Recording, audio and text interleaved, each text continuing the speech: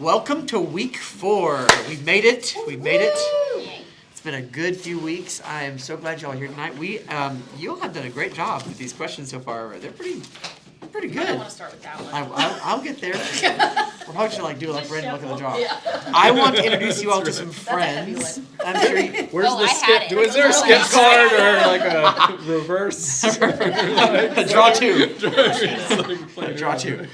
Well, I have some people up with you. I mean, I'm sure you all probably know most of these faces up here, but I want to introduce some friends of ours, leaders in city families. I'll let them introduce themselves, but these guys are all integral parts of what we do here at City Church with families, whether it be shaping family camp or developing and shaping how we do city kids.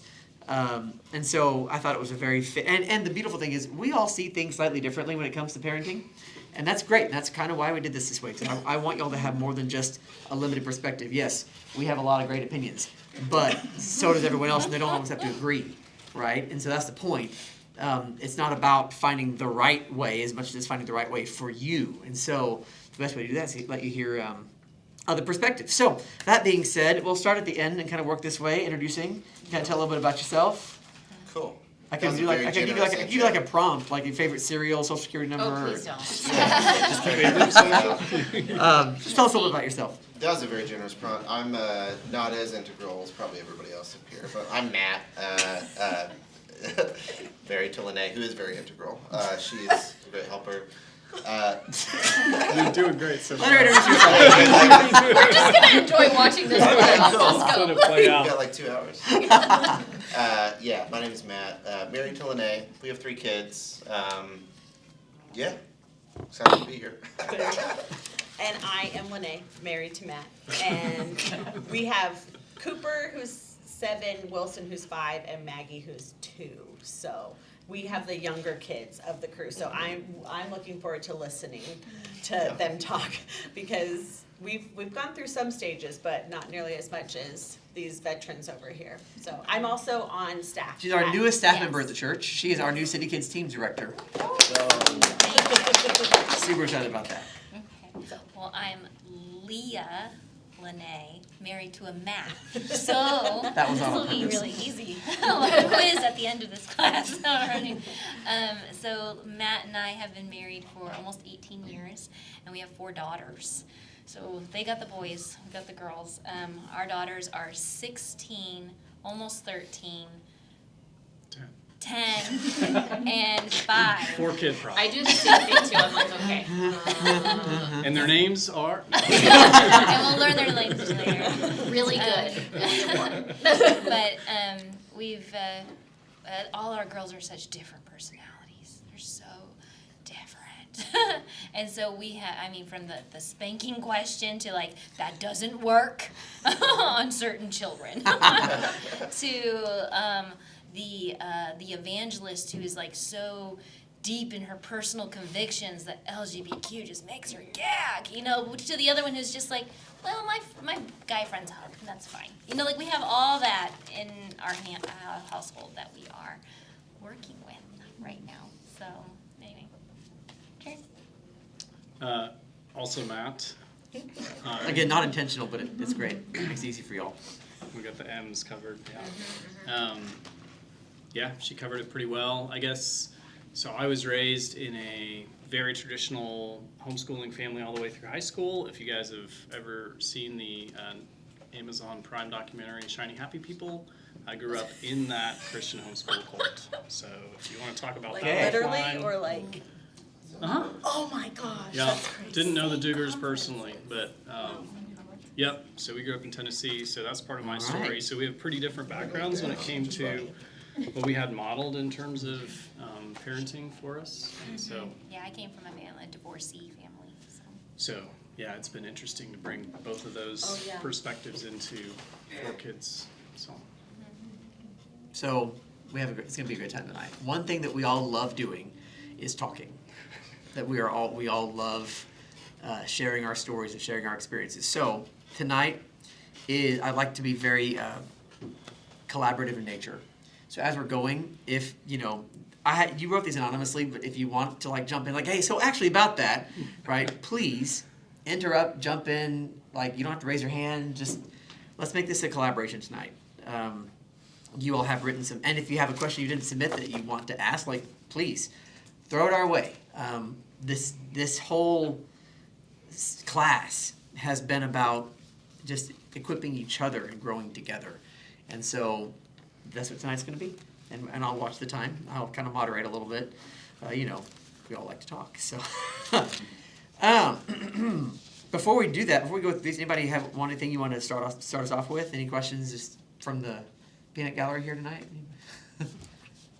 All right, ready? Shall I just pick one? Who wants their question answered tonight? Yeah. I didn't think through how I was going to do this part. Oh, Michael. I'm just going to pick one. Okay, not that one. How's that? Not that Here we go. Hey, It's this is a good random. one. It's a random This is a good draw. one. This is a good one. Okay. And then we can kind of whoever. So what we did is I sent your questions out to everyone here. It's like, hey, if you have one that like speaks to you, go for it. So we'll start with this one. How do you find new disciplinary methods, and how do you measure time to know if it's working or not? What a great! You alluded to that earlier, didn't you? Anybody want to start on that one? Well, I've got an example of what doesn't work. So cross this one off the list. Well, so this is from my own story, and it's something we've tried to translate into our daughters. But when I would mess up as a kid, my mom would just sit me down and just talk at me to try and explain things logically about the error of my ways, and that just hardened me. Like, I would just kind of get this glazed over look and just try and wait it out. And my dad would take a totally different approach, and so he would come next to me and kind of pull me close and start by apologizing in a lot of cases and say, hey, I know I saw that you got angry and you've seen me get angry, and that is a part of my story, and it's a generational sin on my side of the family, and I want it to end with me. And obviously still makes an impact on me even trying to talk about it. But what I took away from that when we started having kids was realizing that my mom's approach worked with my older sister, right? And so she was just trying to copy paste the same thing onto me, and it just didn't get through. If anything, it hardened me to where when she started speaking something to me, it was even harder for me to accept whatever she had to communicate. But my dad coming close and drawing me in and starting with kind of owning something that, was even a stretch, right? I mean, he was just being very gracious. And we've gotten to start to see that play out in ours a little bit, where our second daughter is very hard for Leah to connect with, but she and I connect really well, and we connect at that same level that my dad and I did. And so... So Matt disciplines her. Look, we have the same thing. We had the same thing. Yep. I Same don't thing. discipline certain children. Yeah. No. That sounds like she's like, all right, Michael, you're up. I'm like, yep. There we go. You want to add anything to that? Well, I was thinking that seems like it could maybe be a bit of an age thing. Like with little kids, I think that consistency is really important. Yeah. And like once you have figured out, like I'm friends with Caitlin. So Caitlin and I are really different, and she's more structured, and so that's how she's gonna parent, and I'm more loosey-goosey. And so if I try to be Caitlin, that's not gonna work, because that's not who I am. And if she tries to parent like me, that's not gonna work. So it's like once you find some voices, once you kind of figure out how you parent, then just trust that if you're consistent with it, like it's gonna work. And I'm only referring to the early years, because that's all we've experienced. But it might not change in a month, or it might not change in like the time you want, but just trust, like if I keep these boundaries, if I stay consistent, then in time, I'm gonna see like fruits of that. And I've seen that with our kids, but we are still in the younger ages where I think like consistency and boundaries are helpful versus like dealing with really developed personalities who need different. Oh, and consistency is important at any age that we found. Like, again, looking at stages of development, if you are inconsistent when they're little, and you flip-flop a lot when they're little, they'll know that. That's how they'll learn to relate to you as they age. And so that consistency of, when you say yes, you mean yes. When you say no, you mean no. When you say you're going to do something, you're going to do it. If you say you're not going to do something, you don't do it. And even if it's really hard, like hey, my answer is no, I've got to stick to that no. Of each child is going to respond differently to different, and as they get older, they respond even differently again. And a lot of it, I think, as far as like finding new disciplinary methods, I would say, is it really comes down to trial and error. No. And Like, and knowing I mean- your child's personality. But like, okay, so we have had an epidemic of lying in our house recently. I don't know why all of this. Oh, I know, it's because we're teaching a parenting class, and so everything that could go Right. wrong, yeah. That's and so like, happening. Giving you material. yeah, Life lessons. so much Great. material in the past month, and so we sat down and it was like, okay. So the first thing that we do is we brainstorm together. Like, what have we done wrong? What hasn't worked? Like, well, and what have we done something to contribute to this? And part of our conversation was we haven't been consistent with checking on certain things, and so they've been able just to get away with whatever, and we don't walk up the stairs and verify have they cleaned their room, are they actually putting away the laundry, Instead of or is throwing it it in getting their thrown in the closet? And piles in their closet. That's really good, that reflection And so part is taking really good. like kind of the whole ownership like your dad did, but basically saying, okay, what is our part in this? Yeah. Where have we lacked in our consistency? Because if you can't do that, it's not on the kid to know how to grow up well. It's on us to teach them how to grow up well. And so we sat down and did that. Unspoken expectations will always be unmet expectations. Yes. Always. And unchecked on. And unchecked on is not usually good when they're growing. And so sometimes in seasons you get busy and there are things that just that get away from you, and then all of a sudden you realize, crap, like we gotta rein this back in. So then we had that conversation and we said, okay, like we've gotta get, and everyone's having the same problem, so what do we do? So we decided, we'll let you know if this works or not, this is still in the works. But we said, okay. We're still on day 0. We- No, we're on day 1 No, we're now. on 1 now. Yeah. We sat all of them down and said, all right, look, like we haven't been consistent. And so we're doing that now, so understand when you do lie to us, like there are gonna be consequences now, and we are gonna verify things when you say things at this point, because we've lost some trust. Part of that's on us because we haven't been verifying, but that's also on you, like you've been lying. So we're all gonna come together and get on the same page.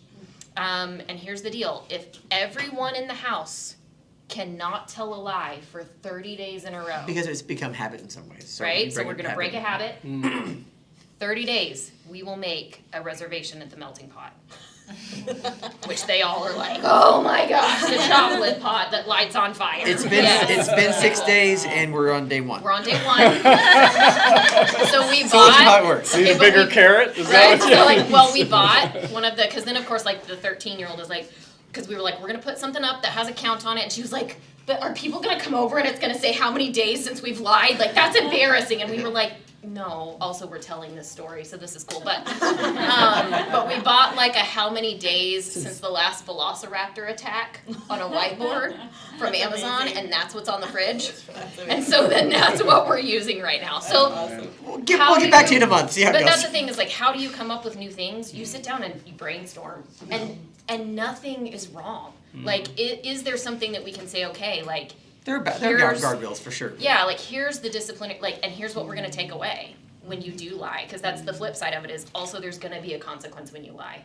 We've not been good about that, so there is gonna be something and it's gonna hurt, because we've got to. And so it's, okay, so one of them did, and we said, okay, you can either miss this class and this rehearsal for these things that you wanna do, or you can completely clean out that laundry room, which is terrible. And so she's cleaning out the laundry room. Like, you know what I mean? And that's the punishment, and also our count goes down to 0. So, so, you know, a positive reinforcement, a negative, like it's all the things together and trying it. And we'll see. Yep, that's something you said that I think is really good is the boundaries piece. And, you know, you gotta think of the end in mind, which is like the hardest thing to do when you're in the moment and you're frazzled and you're stressed and you're tired from work and you come home and there's just chaos and you just wanna start like judging. Chopping heads. Sending people places. You're fired. You're fired. You're Issuing fired. judgments, right? Like literally issuing judgments to them. And so one funny little story just to make this point is the Mosses recommended this awesome little alarm clock light to us to get the kids to stay up in their room, right? Because if you have young kids, you know how hard that is.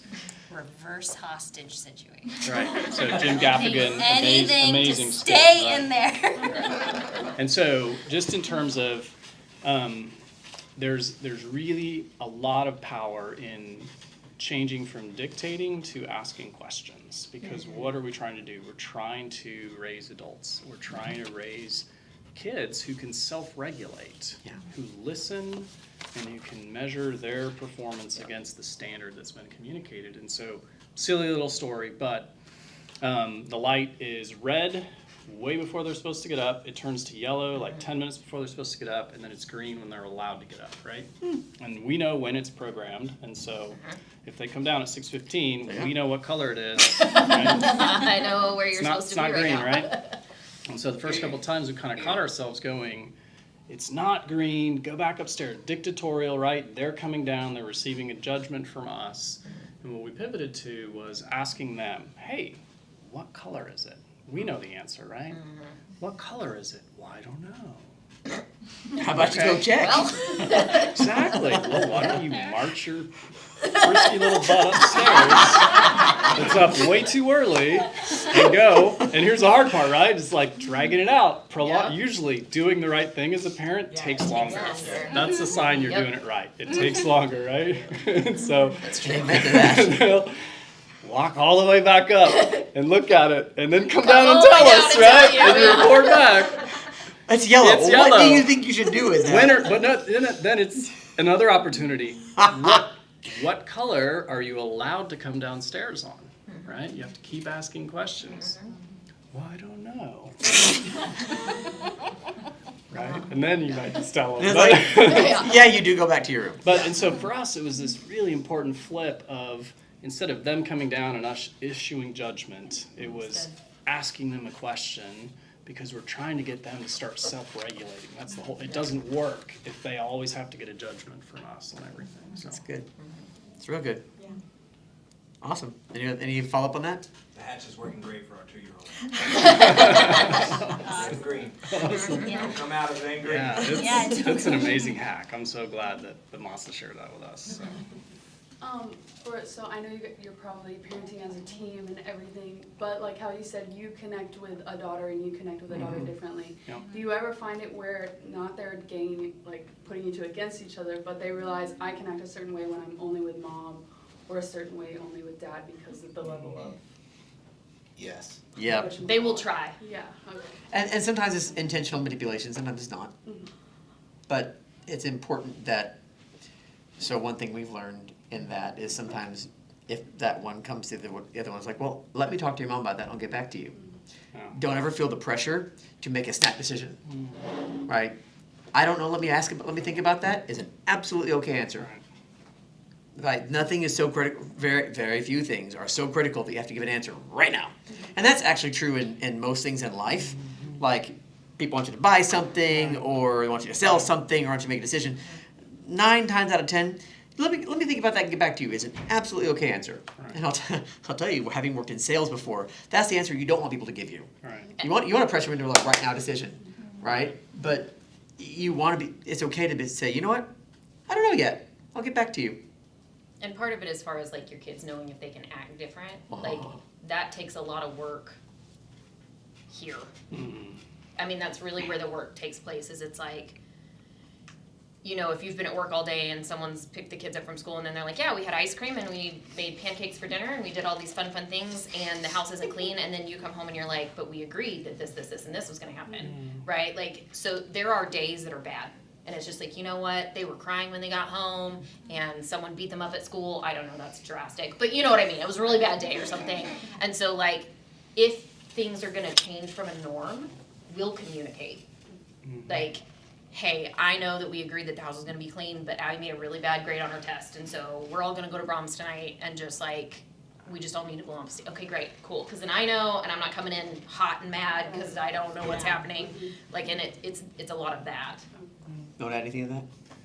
Yeah, just reflecting, and I'm sure you have something too. It's easy to get into good cop, bad cop mode, and I like being the fun one, and so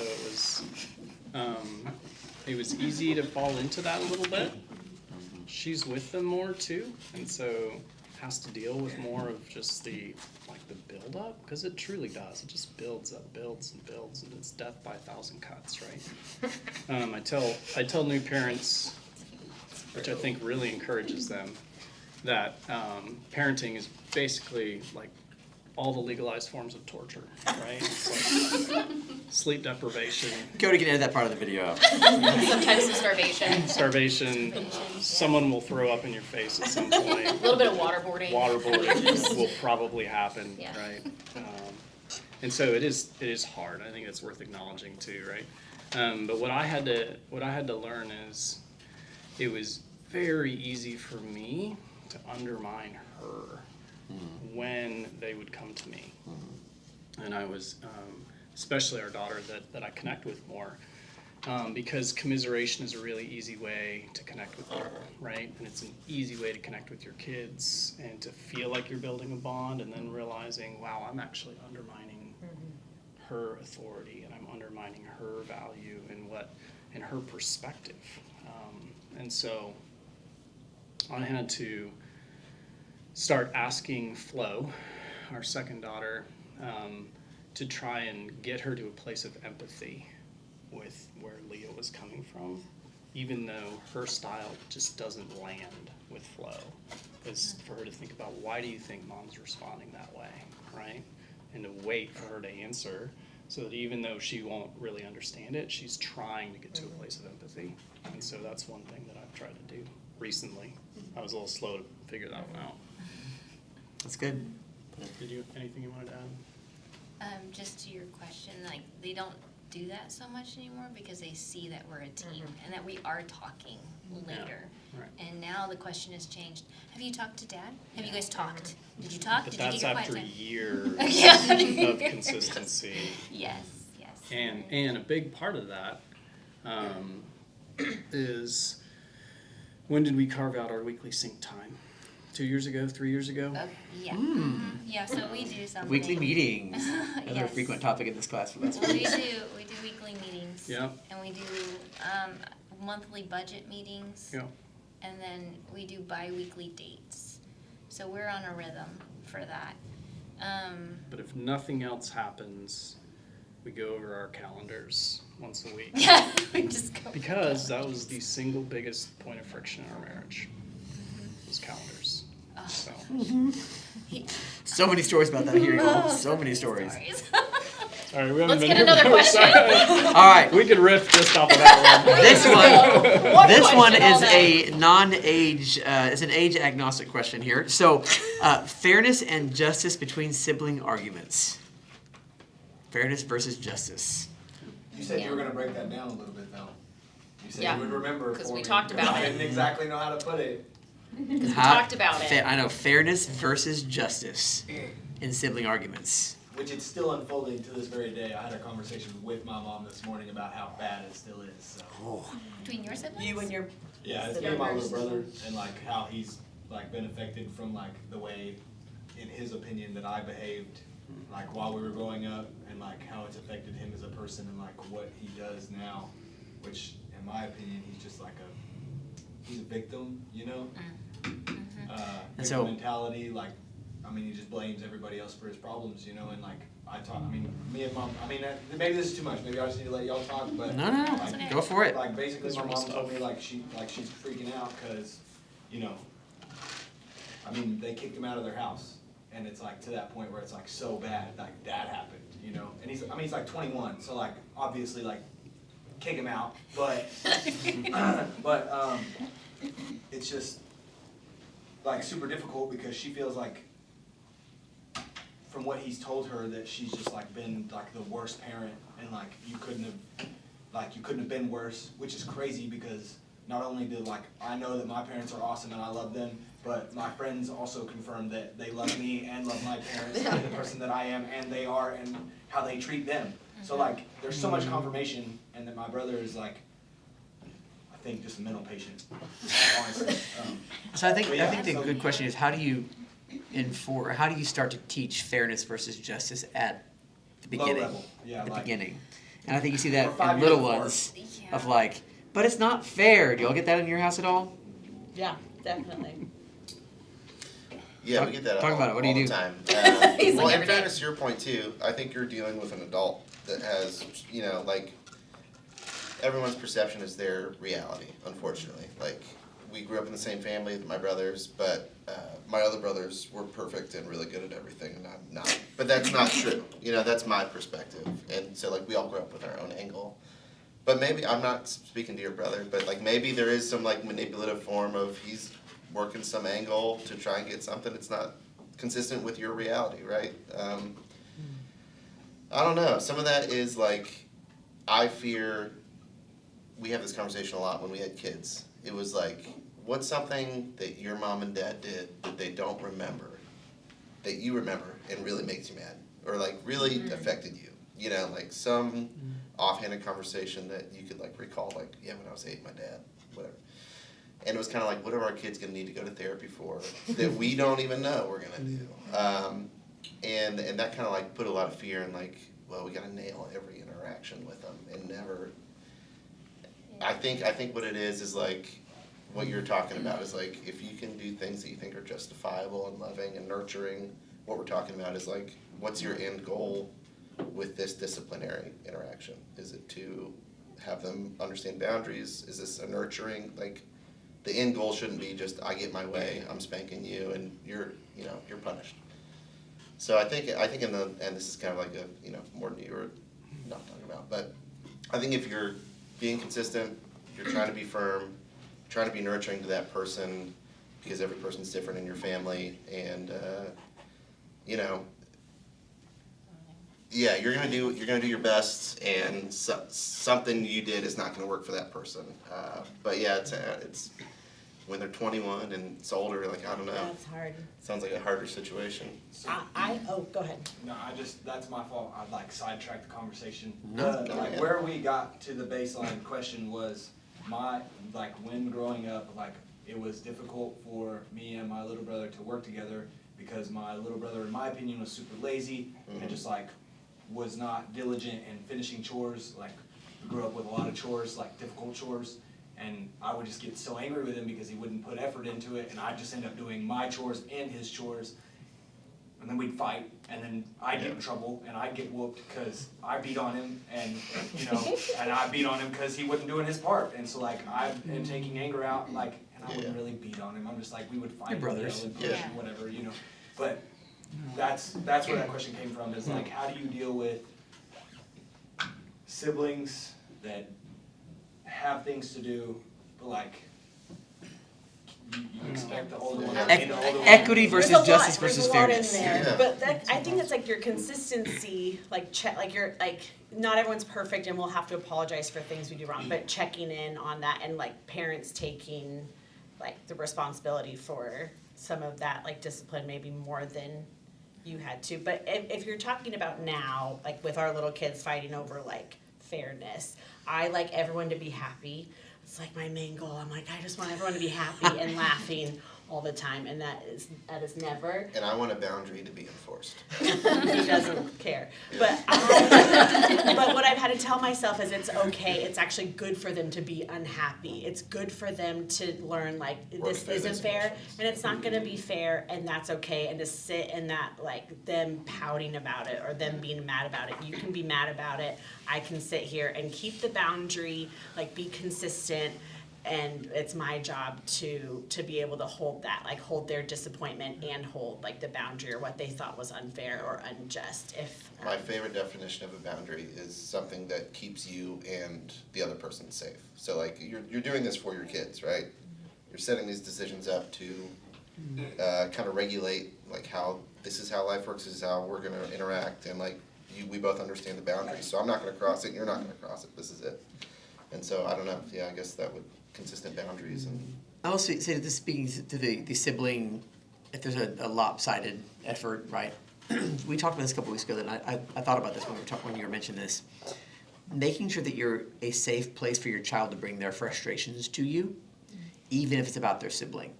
So, like, one of the things we have to face in our children is some of them will try to parent for themselves, their siblings, And we have to be like, no, And it's like not. give out consequences? Right. Yes. It's not your job. And I'll sit down and say, are you their parent? Did I ask for your help? I'd rather you bring that frustration to me as the parent so that I can help make it equitable if something's inequitable, Depending on the situation, because Right. we also are very big on like, well, have you talked to them? Right. Like, and yes, come talk to me, and if you're that frustrated, I'm gonna help you work through that frustration, help you vent, just give it to me, you're mad, I'll take it. Okay, so now how are you gonna go talk to them? What are you gonna say to them? How are you gonna express that you're hurt, or that you don't feel that this is fair? And then we kinda talk about a plan of how you're gonna go talk to them.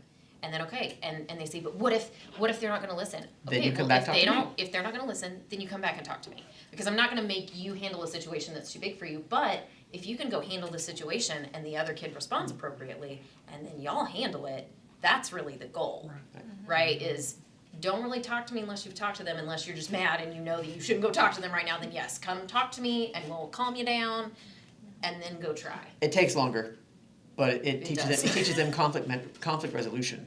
And most of our problems as adults in the world come from the lack of being able to resolve conflict for ourselves properly. And so teaching them to, yes, have you talked to your sibling about this? Well, yes. Okay, what happened? Well, blah, blah, blah, blah, blah, blah. Okay, so here's what you can do next, right, to help resolve this. And if that doesn't work, and like if we have a situation similar where it's like, my part of the room is clean, but you want our entire room tidy, but my roommate here is not, right? My sister is not cleaning her part of the room, and both of us are gonna get in trouble. Okay, well, have you asked her about this, right? And if at the end of the day, at the end of that process, the sister still is not cleaned, then I get involved and say, hey, listen, this is our agreement, you're supposed to clean your part of the room. Right? And I'm not gonna punish the other. Rather than have the old one take on, well, I'm just gonna clean her room for her, like that would not be just, right? It's not necessarily about being fair. That would not be the just answer. Well, you just clean her room for her. Like, no, right? Now there are some situations like, well, she's sick, so is there anything you can do to help her, right? Or Try to take that angle sometimes where it's like, okay, well, understand, she's been in Nutcracker rehearsals every night this week, so would you take over putting the ducks away for her tonight? And that's gonna, like, would you cover that for her so she can still, pet ducks. George, whatever. It's a thing. Like, it's a thing, It's a thing. right, so like, They exist. trying to make it like an empathy, like growing that empathy, yes, towards parents, and then also to the siblings of like, okay, but understand they've been in rehearsal all week, like, what can you do? They're just stressed out, just like when you have this thing going on and you feel this way, how would you feel if you hadn't been getting sleep? And you know what I mean? Is that something where you can pick up slack? Is this an appropriate time for me as a parent to say, let's pick up some slack? Because then at some point you're gonna be sick and you're gonna need someone to step in and help you. Or is this an appropriate time for me to draw that boundary and say, And drop the hammer. no, Clean your own room. like, you don't get to just be lazy. And part of it is paying attention to the patterns. And if you can see it in your children, they all have things, right? We all have things. And so then it's sitting down and talking to them, being like, bud, I know that you don't like doing this. But the problem is you're being lazy. What does the Bible say about that? And we talk about go to the ant, you sluggard. because the sluggard word is really fun, and so we always get a good laugh out of that, and address it with that individual kid, not in front of everyone. I am not here to embarrass you Or bring shame. or bring shame. This is a heart to heart because I see this in you, and I'm gonna call it out of love and out of this is an area we need to grow in. And so I think that's also a big thing, is making sure you're not pitting them against each other by calling things out in front of the whole group, right? Just like you wouldn't want someone calling out everything in front of everybody, like that's kind of one of those, you know what, let's have a chat. And the kids know, like if we're sitting at the kitchen table, because for whatever reason that's always where it happens, the kitchen table, and it's the two of us having a chat with someone else, you'll see them come down and go, can I get this real fast? Okay, and then they get it and then they leave, because they know, you're not here to eavesdrop on this conversation, this is a private conversation, ABC you later, like, go, so. Do you want to add to that before we move on to the next one? Yeah, we realized, I don't know exactly when it was, but it's like you kind of get these moments when you have to ask yourself the question, what am I training in my kids with the way I'm responding to this? And the way I frame this is like, I'm training Judge Judy, right? Like I'm training, if they always have to come to us for a judgment, Yep.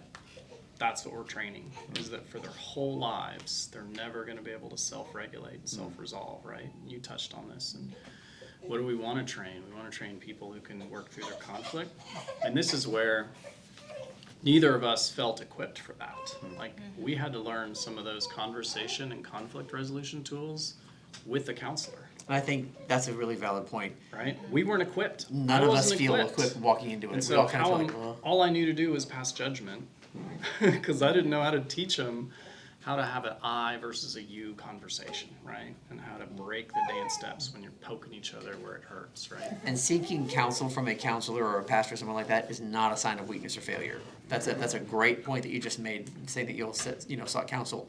That's helped us through things, not like, well, our marriage is gonna fail. Like, no.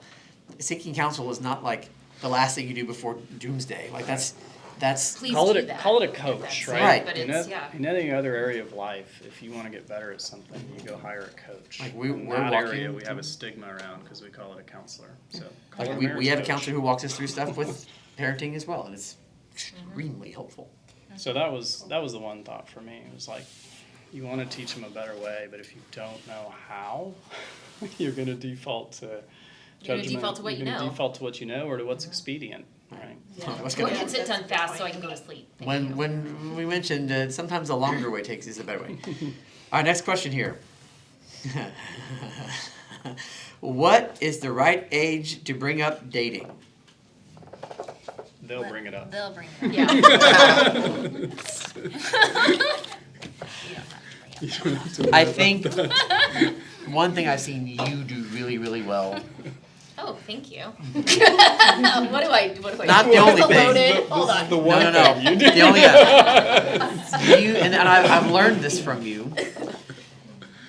Introducing concepts very slowly as responses to things they say. So like in conversations with them, like with our younger ones, well, so and so has a crush on so and so. Okay, well, what do you think that means? I'll be like, what does that Age-appropriate mean? conversations, Right. Little ones. Yeah. Right. And so by the time they get to the point where people are actually dating, they're like, what does it mean to like someone? Like they already know kind of some of the principles because they've been talking about it, and you lead them through learning to an age appropriate level, right?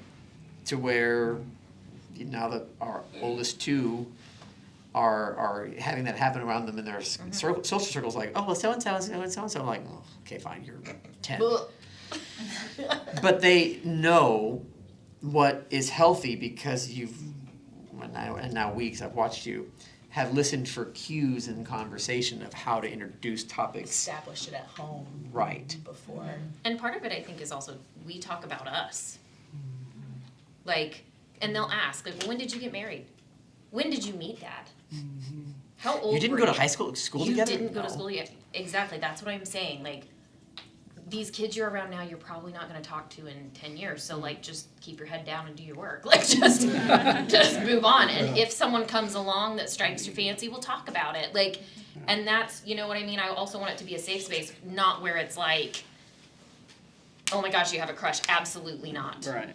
We're not, like, because then that's just going to be, they're just going to do it anyway. That associates romantic feelings with shame.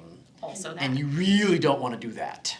And Yeah. it Really closes, don't wanna do it that. closes the future conversation door Right. down, right? Because what do they learn from that? Oh, not Nope. safe to bring up that around mom and dad, right? Yeah, that's good. Yep. So, Which You'll have then older makes ones. the- Share what you've learned and done. Which makes the sex talk even more difficult. But we never shut it down. My girls, so far the first two, have come to me and said, I'm ready. Explain sex, please. Like, Oh, wow. and it always happens in the car. actually, second one broached that topic with me, and I redirect. And I said, Because she's the one that said- relates to Dad, but then and she did. She's like, but, what age do we have in your age group for your children? Just shout it out. 2. Ours is 2. 2 years old? Just a Yeah, 2-year-old? mine's 12. 12? Yeah. Okay. 3, 2. 10, 3, 2. Okay. 8, 6. 8 and 6. 5, 3, and the baby. Okay. Expecting. Expecting. Okay. Okay. Congratulations. Okay. Negative All right. 5, 4, and 2. Huh? Not to be cute. 5, 4, and 2. 5, 4, and 2. Okay. So let me speak to this because we're in the same vein. We had a child who liked to touch themselves, you know, and you usually think that that's a boy thing, but girls can do it too. And so that kind of caught me off guard, and I was just like, let's just be, what's going on, you know, what's going on? What are you sensing? Why do you want to? And just having a easy kind of conversation about that, not bringing it up every night, because I think she was every night, but just checking in, and it started to open up the door about just like, it's really nothing, it's kind of just like a self, just understanding where self is, and I had to like go into like some psychological journal and like read up about this and be like, what's going on? But it really wasn't as big of a deal as I thought it was for that. And she is fine. She just hasn't gone above it. But she also loves romances a lot more, and sadly got a hold of some literary porn last year that really threw me. And then we had a very deep heart-to-heart talk about what she was personally convicted about in her spiritual life in regards to this. She's like, I don't see that with you and Dad and how you treat like with those characters in the book. And then it's just so spicy. They call it spicy. And like and so like I'm learning new terminology. And so I'm just like, okay, and so I'm trying to like help this child navigate what she's thinking about when it comes to the body and sexuality and stuff like that. And this is a girl. Like, to remember me, I'm just like, oh, I have all girls. I'm going to get off of this, you know? Yeah. So, but what it's helped is that, you know, when we had the sex talk, she came to me, him first, right? And wanted to know, and I'm sitting there talking with her, and she's like, that just makes complete sense, Mom. I never want to give my body away to any guy that doesn't like love the Lord and is committed to me and puts a ring on my finger and walks me down an aisle. And I'm like, yes, okay, we're doing good. You know, like she's Sign here. seeing it. Yes, like, she's like seeing it, you know. But they just learn in different ways. They learn in different ways. I think that's actually a really good segue to a question we haven't received, but I know we all face, is regulating technology and access to content and information. I think that's something it would be great for us to sidebar onto for just a second if we can.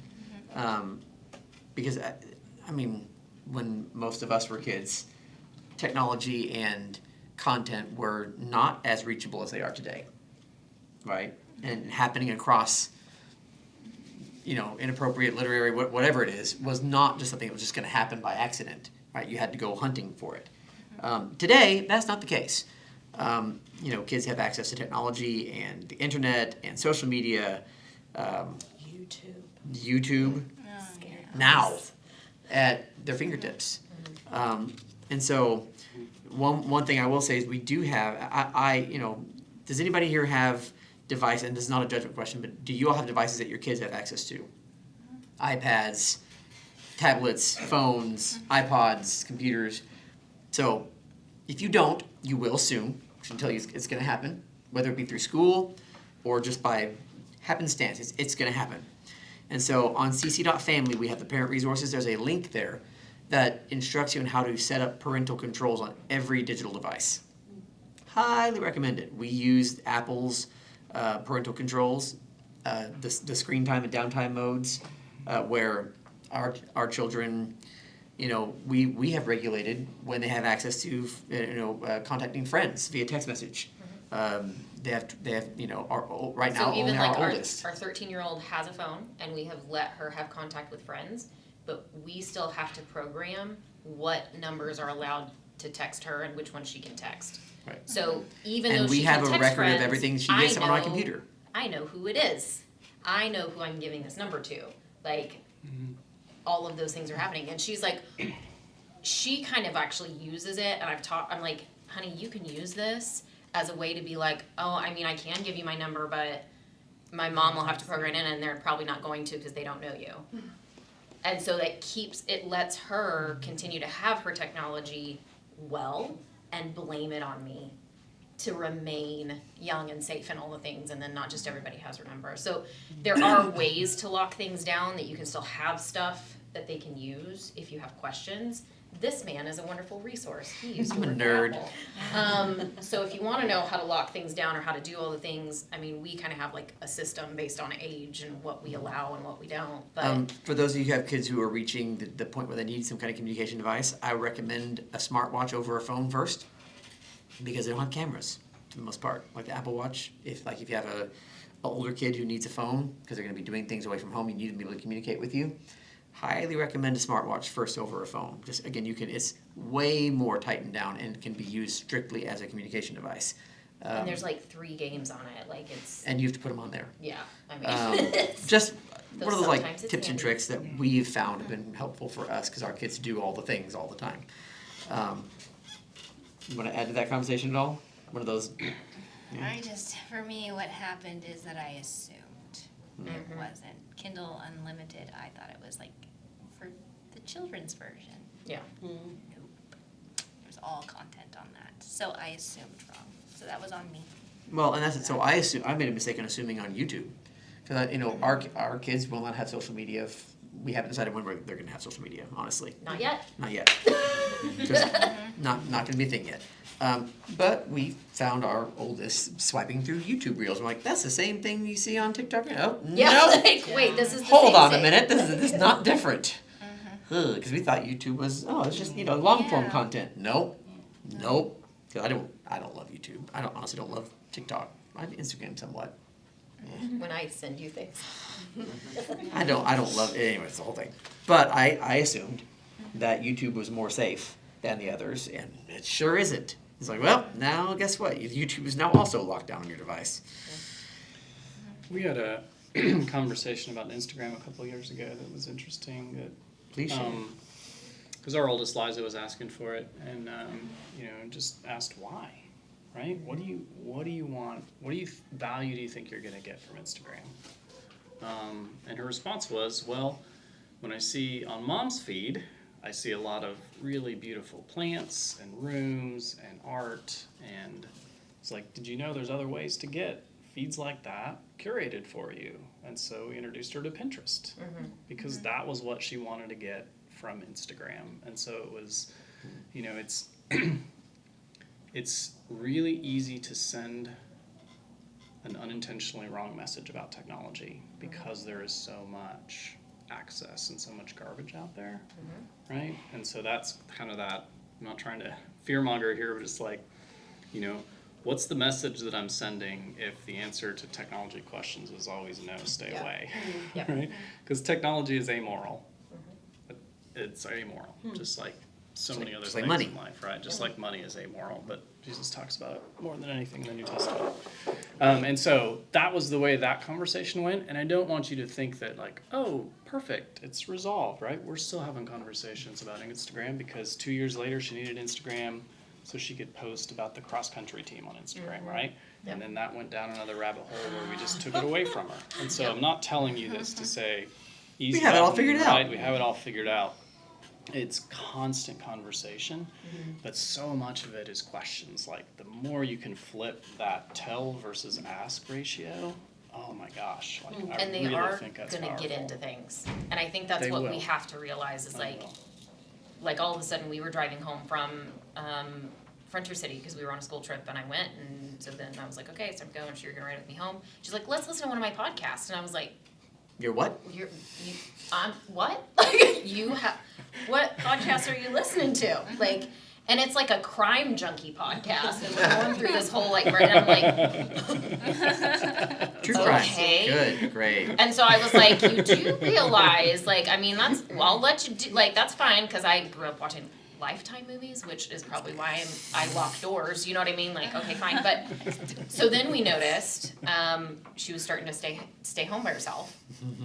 And we were having to call Dad because I heard a noise upstairs, and we were starting to get like where we used Someone's to in the attic. No, used- honey, no one's in the We used to be attic. able to stay home and be fine, No. and then we weren't able to stay home and be fine. So suddenly there was a flip, and because I knew about the podcasts we were listening to, then we were able to sit down and have a conversation. And part of the way that I did it was I was like, there was a TV show that I used to love to watch because I was pre-med and I was going to be a doctor.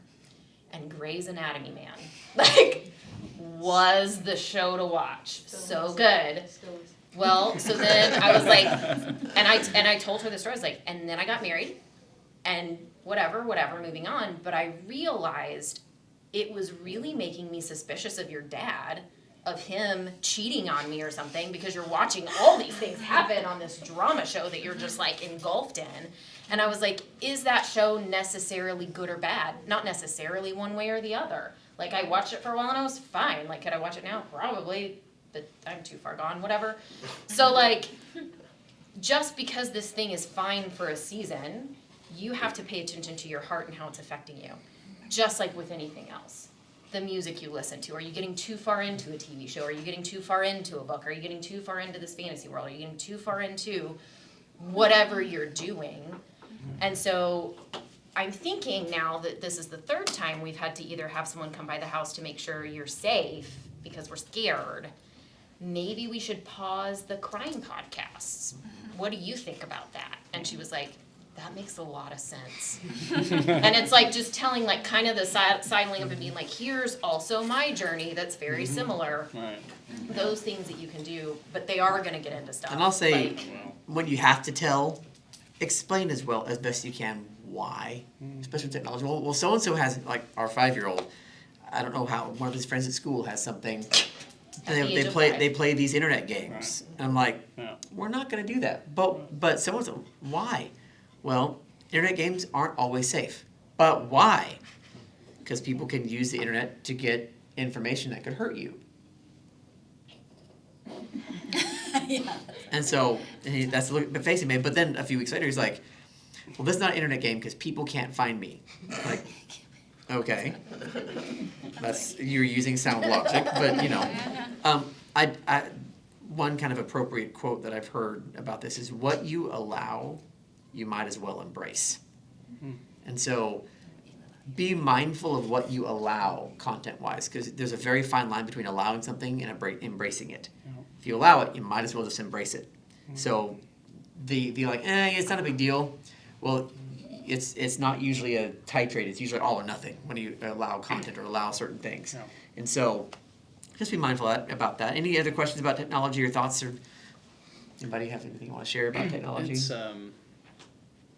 start your list now of movies you want to watch together, because we realized a couple of years ago that honestly the garbage that was getting fed them from Disney Plus was just sickening. It was formulaic, predictable, no depth, like ratty characters who speak terribly to each other and with all these affectations. It was just like, it's like, what are they immersed in, And so we've literally forced them to watch like Sandlot with us. oh yeah. Bluey. Busting those old ones I was out. gonna say, some of those Disney shows, There like are Spidey's there are taught some my good kids a lot of ones. lessons. There are some good ones, but Superfly teaches my kids Bluey, But there are some where it's like, okay, we have a couple of those where we're like, why can't I watch this? Because that kid's whiny, and we Yeah. don't whine in this house. I mean, Angelina Ballerina. I'm sorry if you love it. Sorry if you love it.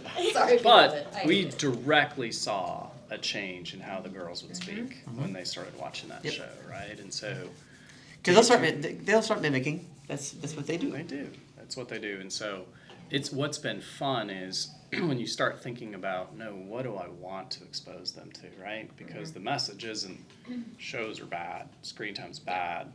And I think if you've ever done any John Eldridge Wild at Heart stuff, like he uses movies to illustrate points, and we connect with story, right? Mm-hmm. And when you can 100%. get caught up in an epic story with your kids, Mm-hmm. and they get to see what it's like to be in that with the characters and Lord to of the see the Rings. If you have a resolutions. little girl who's around age 6, read Little Princess. I had Liza pounding the ground like, that is not fair! 6 years old! Oh. No! Just like, it was great. It was a great Who moment. was your reference for things that like? John Eldridge. John Eldridge. John Eldridge. Wow. Yeah, Yeah. so yeah, there's, if you want, and that, I think, for me, he also keys in on, for a man, what is in the heart of a man, right? Even a young man that he wants, and part of that is beauty, right? And talking about romance and beauty, and that God has put that in the heart of men, and then a desire to be pursued and treasured, right, in the heart of women. And so there are great resources out there on that. But make that list of movies. That's a fun conversation topic with other people. That's easy with other adults. Is like, hey, what's on your movie list that you want to watch with your kids? You know, and then share that with each other. And then it's just the age appropriateness, right? It's like, when is Gladiator? When are they old enough to watch Gladiator? You know, because that's just, oh. Pretty sure we were introducing Lord of the Rings at a pretty young age, you know. And like, yeah. But we all have them, right? So far. Like, We all have them. Yeah, And so then we Star watch them again, Wars. and we're like, I don't remember all those words being in there. I 100%. don't remember that scene. Yep. So, Yep. little Oh, let's screen. fast forward that. Yep, The first did time that we one. watched Star Wars, and like, we can't watch the first 30 minutes of Return of the Jedi, can we? No, we can't. Okay. Yeah. Yep. You start My kids seeing went. things To differently. this point, my kids were like, "Who's Jabba the Hutt?" I'm like, "You don't see any of him because we don't watch that part of the movie." You know? And then as we started to let like the older ones, then we talk about, okay, let's talk about it. Yeah, Like, we're gonna right, let you watch right. it, but why do you think Right. she's in this outfit? Right. And what does that communicate and Right. why? Yeah. And so, you know, having the Yeah. conversations about it and not just acting like it's not happening. Right. Yeah. Like, Yeah. no. Like, I've started busting out the rom-coms with my girls, and Yes, I love same. it. It's so fun. But like Miss Congeniality got busted out, and then Abby was in Legally Blonde, so we definitely watched that The one. musical. But like, Yeah. but I mean, pausing it and being like, do you understand what this interaction means? And do you understand that this is how people live? Like, they will sleep together and they will have sex, and that's not the way we recommend that you live. Do you understand why? Like, and we'll pause it and have a conversation. Yeah, Mom, we know. Okay. Just like, do you have any questions? Nope. Okay, great. Cool. And I'll tell you, some of your kids will surprise you. They'll be like, wait, it's going, no, it's gonna get spicy, turn this off. Yeah. And I'm like, Okay. okay, all right, Let's fast forward that, thank you. Yeah. It's like, yeah, Liza was even listening to a song. I can't remember what song it was. It was some country singer, kind of like being a little loose, but, you know, But also I've got country, a so, wife like, yeah. back at home, and Liza's like, turn this crap off. Firstborn. Firstborn. Like, all right. Here's a good question. I'm dating a woman with kids, and it is for sure headed to marriage. What advice would you give me? What should I be doing to prepare now? I myself don't have kids, and I've never been married. Maybe they're not here. No, they're here. Oh, I Matt, have, like I was looking at the questions, I was like, so which one do you have? He's like, oh, that one. yeah. I'm like, you've been married? She's like, well, hold the phone. That's right. We got some stuff that's gonna come out right here in front of y'all. No.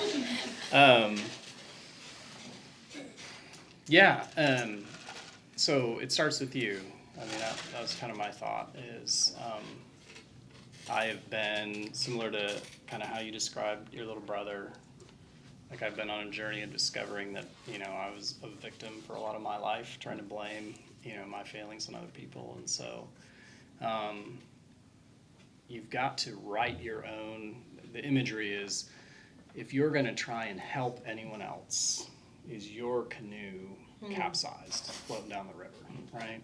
And it's like, if your canoe's capsized, you're not helping anyone else, right? You're fighting for your life, trying to get your canoe upright.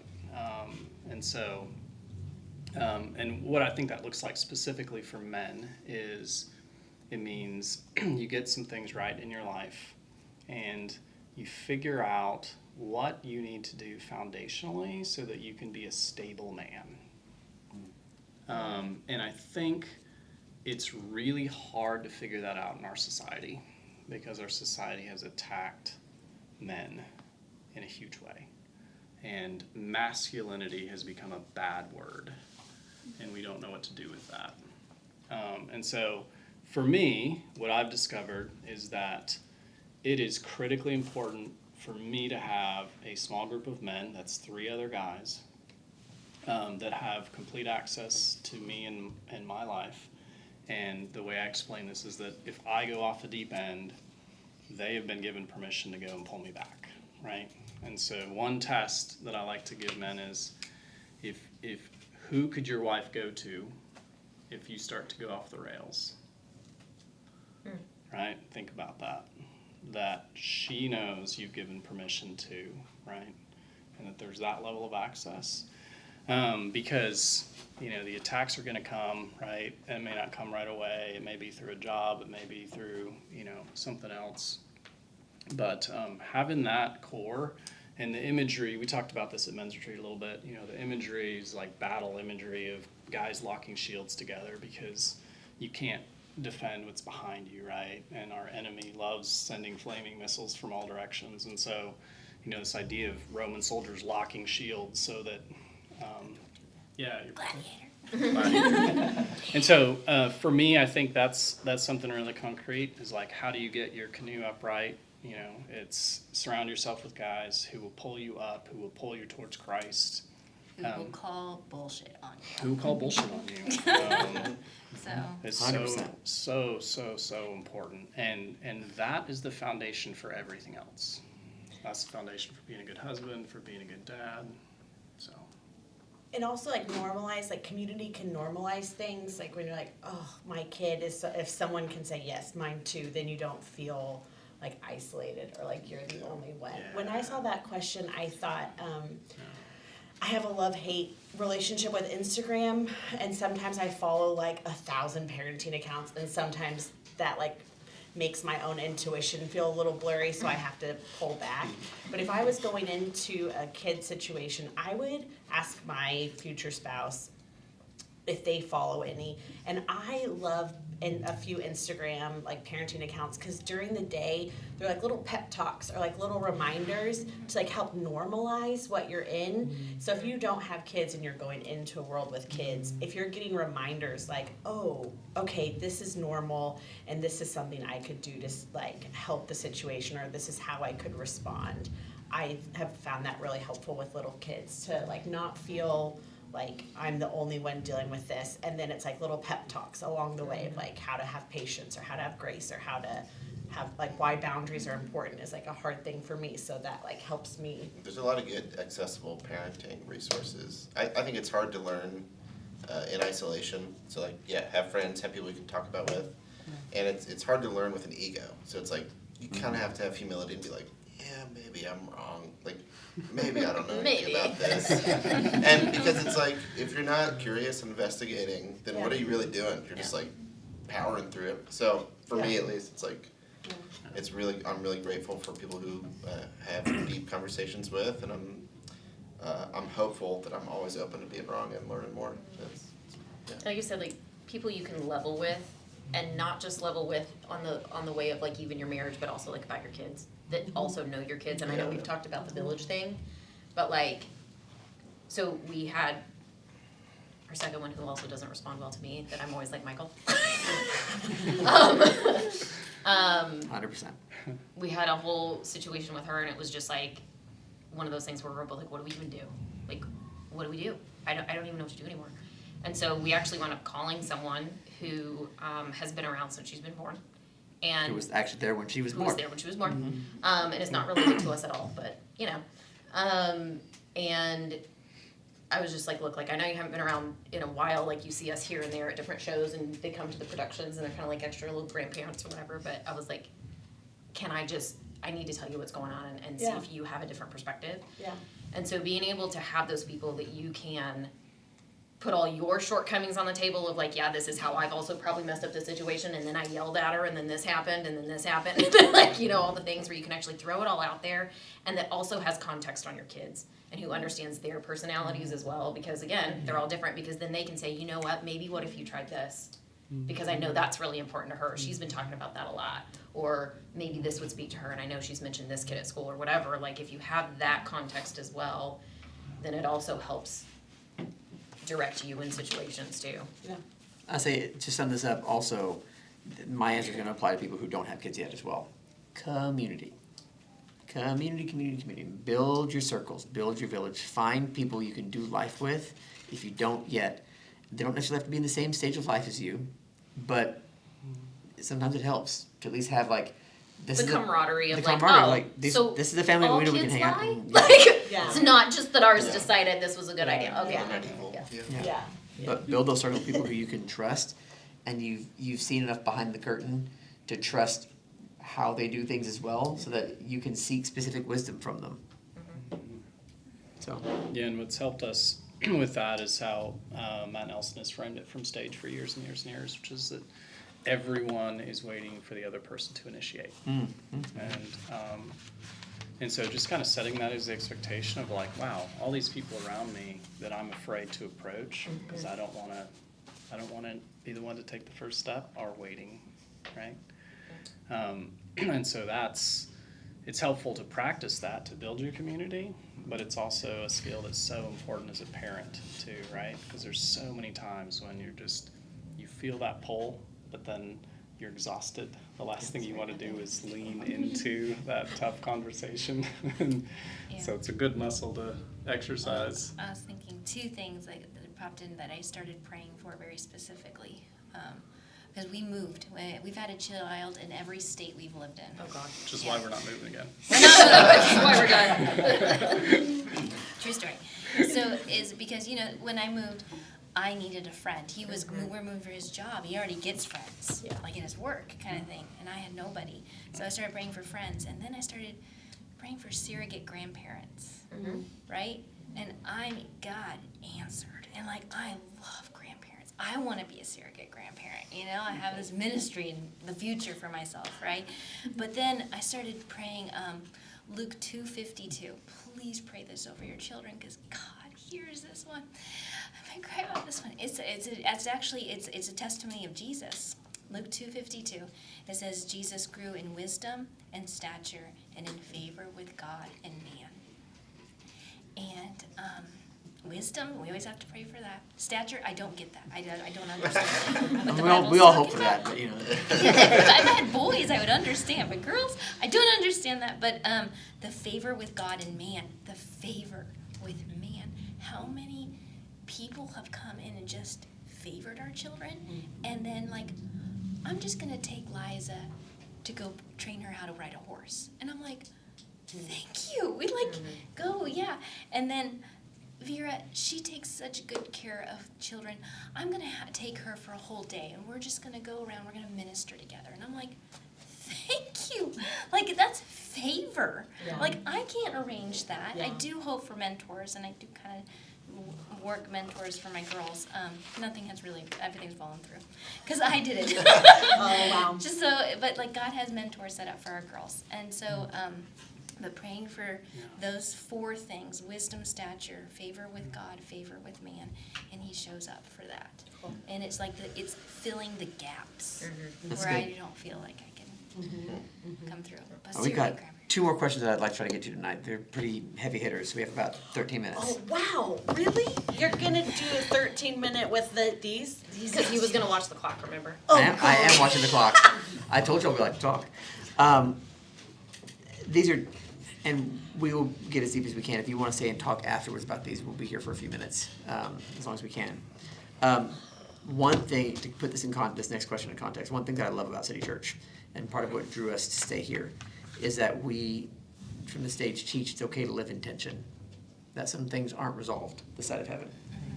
And so this question in that context is how do you teach your kids how to do that, essentially?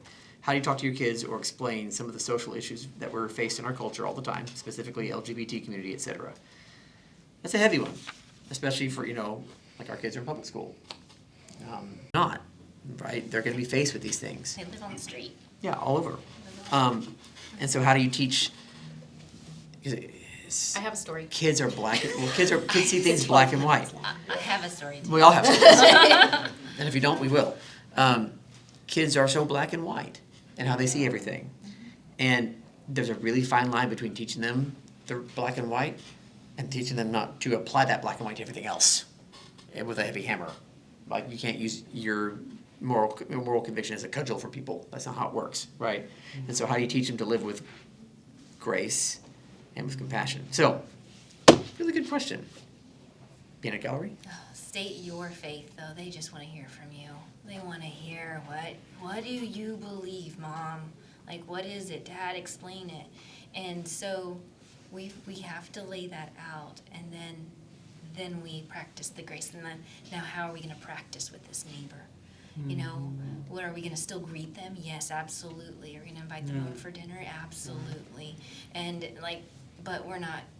But then, the question, because they're not there yet in their thinking, the younger ones, 9 and younger, they're not thinking that it's being accepted because they know what Mom says, but we can still wave to them and talk to them, and we don't do any harm to them. So, It's been two quick thoughts, because I know we could go on a lot of tangents. During election season specifically, talked a lot about yard signs. no. And we talked about why we don't put up a yard sign in our yard. Right? And that can take you into, what flag are you going to fly the highest in your family, right? Which, again, no judgment to people who put yard signs up, but that's kind of our stance as a family is it's so easy to dismiss people based off of a tiny little snippet we get about their lives, right?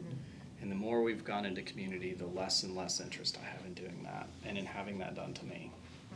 100%. So I want to get to know people, and so that is where we're coming from when these questions are broached with us. The other thing that's really precious, and we had this happen unexpectedly around the dinner table, was we eat meals together, and so we often have really unexpected conversations that come up because we don't get up. Nobody has a device at the table. If the doorbell rings, we don't get up. Like dinner time is sacred, and so it gives us an opportunity. Ring a lot? No, use that as an Okay, an example. Just an example. Like, do people just come to your house? hypothetically. But no soliciting signs. Yeah, okay. Beware of dog. But we talked about the election, and we talked about people's response to it, and it went a lot of different ways, and it allowed us to share so many different things and to hear their thoughts on things, hear their sound bites, right? And to not be in a hurry and to know that we're sitting together around the table, and then, open doors, and then at the end, even recognize that our second born, who sees things very black and white and who is also has a history of taking something she hears that we say in confidence as a family and broadcasting that to people. My mother heard all about how Dad did not like her new car. I made the mistake. I made the mistake of running my mouth on my daughter, right? Yep. So that was an opportunity for me to go and practice asking for forgiveness, which was not fun. But so those are two quick thoughts on that. That's good. Where are the environments where you can talk about that as a family, and if you don't have them, create that space. Yeah, that's good. I think broaching topics appropriately based on age is very important. That's a big one. And I think, so we've been married 15 years and our oldest is 13, right? So I would say over the past 13 years, some of our views have changed on some things in very big ways. I was the guy who thought everything was black and white until I realized it wasn't. Yeah. And so I do remember when Abby was 3, and she came home from preschool and said, "My friend so-and-so has 2 daddies." And I remember hearing Michael go, "What?" and Practice and kid. me That's from your across the practice house running "What?" Well, Abby just said that so-and-so has 2 daddies, and looked at me like this, and I went, What do I do with and this? I looked at Abby and I said, "Okay, are they nice?" And she goes, "Yep." And I was like, "Okay." Done. Yeah. Yeah, there wasn't right. Because And my reaction was like, how am I gonna handle this with a 3-year-old? What do I do? and so one of the things that and, Like, oh, you don't have to yet, it's okay. and my mom, I think this is where I got a lot of the ideas of how I handle some things is you answer their questions until they're done asking questions on certain topics as they grow, right? So if it's, here's this statement, and they just wanna see how you react to it, and if that's it, my goal for you is to treat him exactly the same tomorrow as you treated him today. So, okay, I don't care. Like, if you come home and saying that he's saying that you have to live your life that way, I mean, we'll have a chat, and we'll say, well, that's maybe not what we're gonna do, but like, that's okay, you know what I mean? And then as we grew, the questions came more. And as we expanded into the theater world, we had friends who wanted to be called different names and the different genders than what they were the year before. And having the conversations of, is that really that big of a deal? Or are we gonna show them love? And all of those things that start to happen, right? And so, these conversations do happen, and they happen sometimes quicker than you think they're going to. But I think making sure that you don't send the wrong message, like you said, like technology's not evil. Right. The people aren't evil, and there are gonna be some people who maybe make different choices. We had to have these conversations. Love my brother, and I can say all this because he's fine now. And he would share And it he would himself. share it himself in He probably does all the greater time. detail. Yeah. But my brother went through a period of time where he was on drugs, and then he was homeless for a time, and he would show up to our house and be strung out, and we would give him a place to sleep, and we would feed him, and then he would kind of still be strung out and then like leave, or you know what I mean? Like, we kept him in the house for some months, got him sobered up at one point, and he left. Like, lots of hurt feelings from the kids of why didn't he wake up and say hi, and you know, all of these not understandings, and having to have the conversation of, well, these are the choices that he's made in life, and explaining some things that I didn't think I would have to explain at this age, but this is what drugs are, and this is why we don't do them, but we still love him.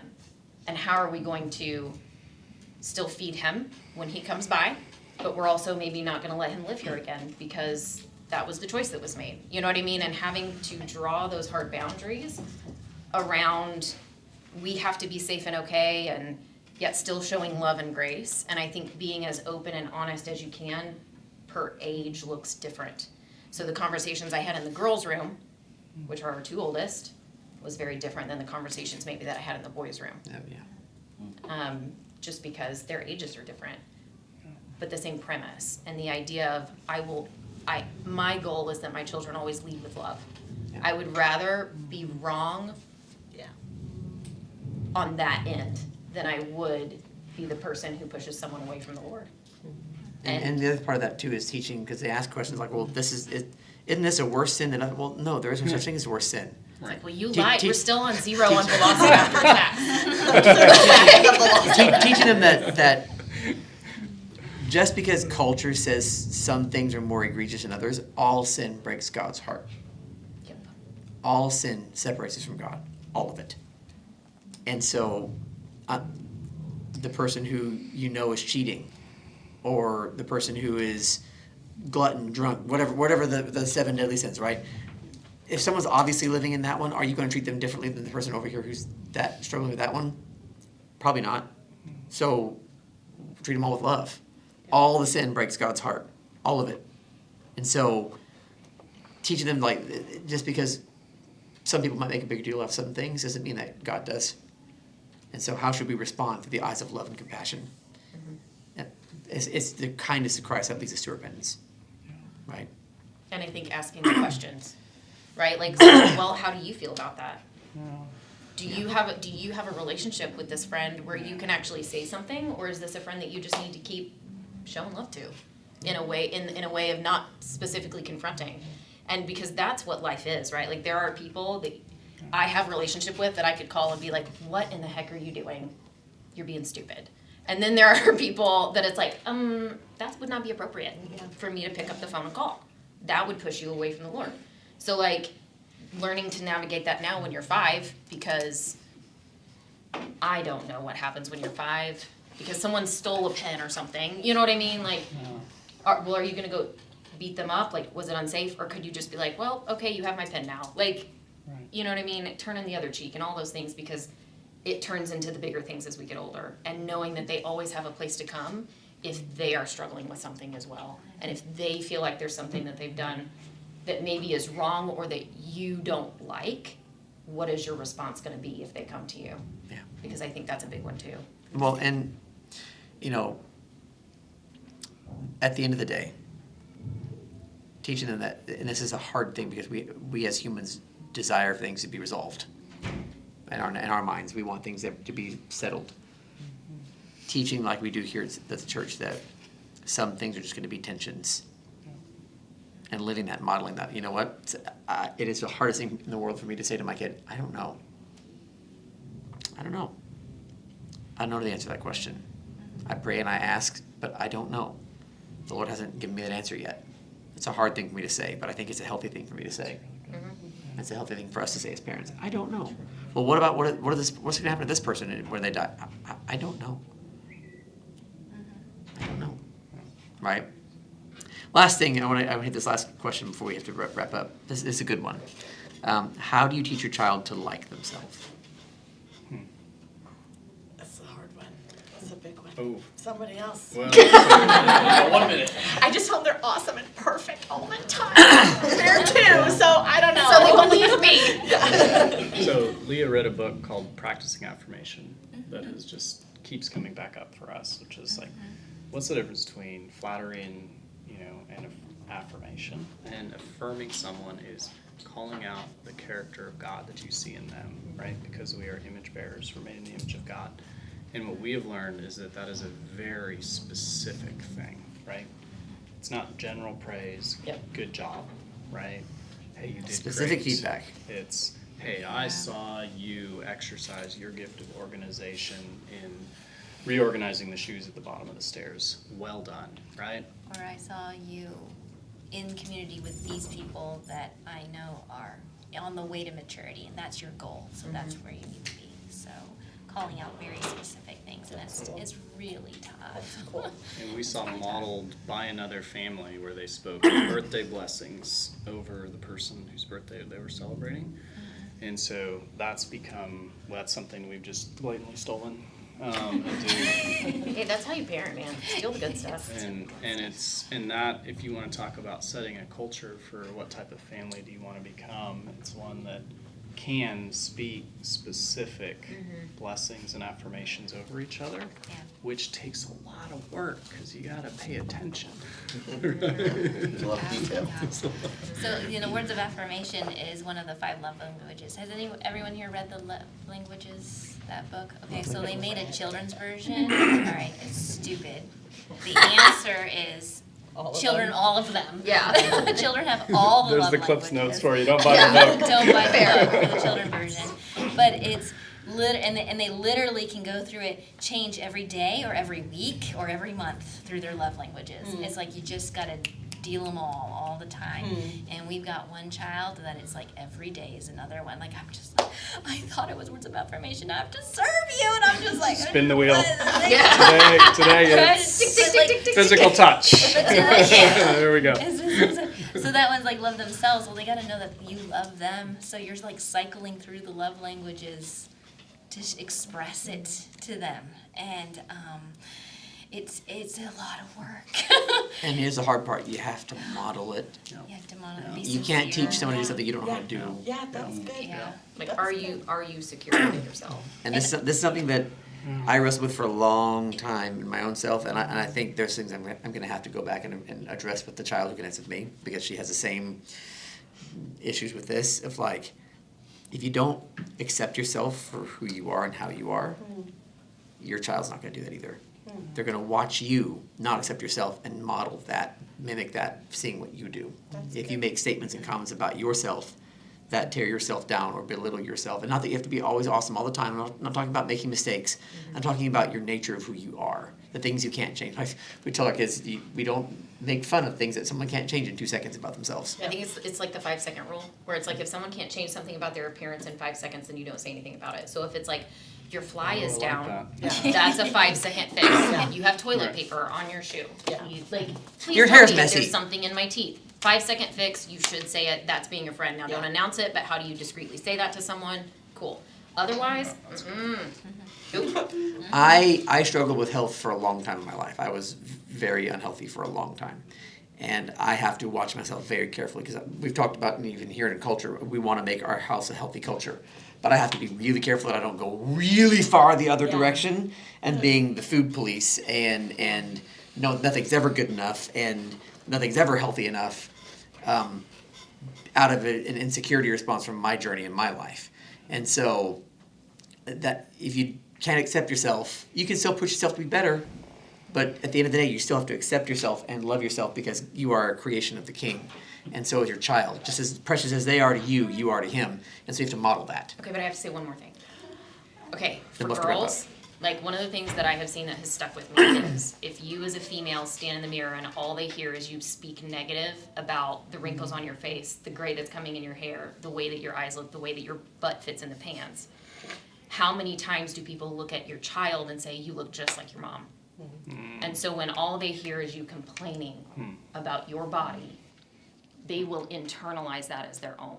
Because, and it's the same way with your personality. It's like, if I'm just always not good enough, and then people say, That's well, valid you're for just dudes, like too. that parent, then that's what translates in their brain. They That's valid for internalize guys that. too. Yep. That's So- good. That's good stuff. Psycho. That's good That stuff. is good. Good job. Good job, guys. Should write that down. So, anything y'all want to add to that? It's Just do your best. Like everyone was saying. It's Don't like give be up. intentional and communicate and leave open doors and do the and then just like trust God because we're all gonna make mistakes. So if you're here, you're trying. And We actually God's gonna give us texted Abby grace. the other night because she went to an audition and she like apparently killed it. And she always like she goes into these auditions and she's like shaking and nervous and then she just like killed it. And so we told her because I told Michael this and I was like, Abby, your dad and I have decided that because we've put you in such a high pressure environment in your life, you kill auditions. You may have to go to therapy later because of it, but like you are welcome that you can succeed at what you want to succeed at. And she just laughed and she was like, yeah, probably. And like there are gonna be things that it's like, Yeah. okay, but at least maybe we can laugh about it. And if she says, yeah, I had to go to therapy over that, it's like, well, yeah, that's fair. Like, Yeah. okay. Sorry, love you. Yeah, my bad. it's hard. It's hard. Good hard, It's but hard. good, hard, it's worth it. When I don't know what to say, I just pull them close and hug them and tell them I love them. And it's like, Err on the side of that's that. a, Can't go wrong. that's a decent default if you don't know what to do. And sometimes that's how you end the It's day, like- when it's a bad day and you're just like, all right, you know what, we're gonna hug it out, let's go to bed. And at the end of the day, I love you, we will talk about this tomorrow. Well, Find a mentor. Mm. Please find a mentor for yourself. Guys for guys, girls for girls. I have two, Laura and Debbie, veteran moms who do not claim to have done it right. But I look at their children and I'm just like, wow, okay. That's what I want to learn from. So please find mentors. Start praying for one if you don't even know who to ask. But you're going to need to talk to some people. So, let's give it for these guys joining us tonight. Thank you. Thank you for sticking with us the last few weeks. I hope it's been meaningful for you all, and I hope you've learned from our silliness, our mistakes, our silly mistake stories, all the fun. I hope this has been helpful for you all. And listen, know that we are on this journey together. None of us have it figured out, and so as we are on it, if you're facing something, you want to grab us in the hallway one Sunday or whenever you see us, like, hey, you can. And we might look at you and go, man, that's a new one. But we will absolutely be there to talk with you, pray with you, hear you out, make you know that you're not alone and on an island. So, thank you all. And good night.